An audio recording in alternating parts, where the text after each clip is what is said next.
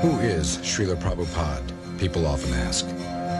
At various times, he was known as a scholar, a philosopher, a cultural ambassador, a prolific author, a religious leader, a spiritual teacher, a social critic, and a holy man. He was not one of those modern entrepreneurial gurus who come to the West with slickly packaged, watered-down versions of Eastern spirituality, promising instant well-being to anyone who could spare $50.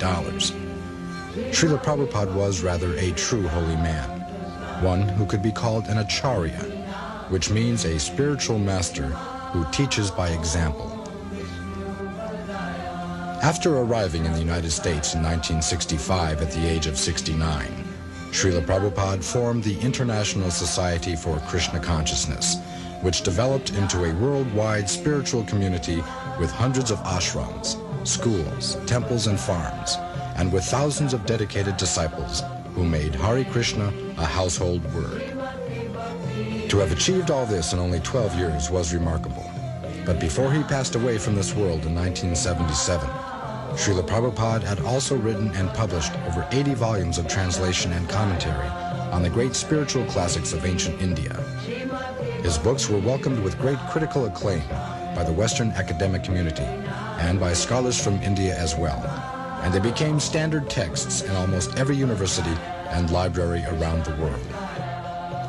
Srila Prabhupada had also succeeded in transmitting the profound wisdom of the ancient Vedic culture in a form and style that was clearly understandable to the average modern man. He could somehow explain even the most difficult philosophical concepts to people who were totally unfamiliar with the complex Indian religious tradition.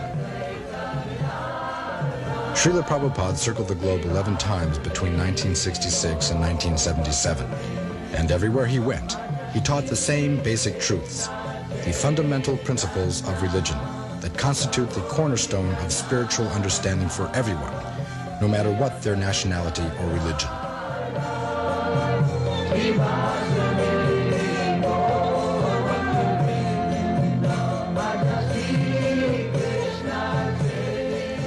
Srila Prabhupada was, more than anything, a teacher, a professor emeritus of the science of self-realization. And he was the best kind of teacher, because he always lived up to what he taught.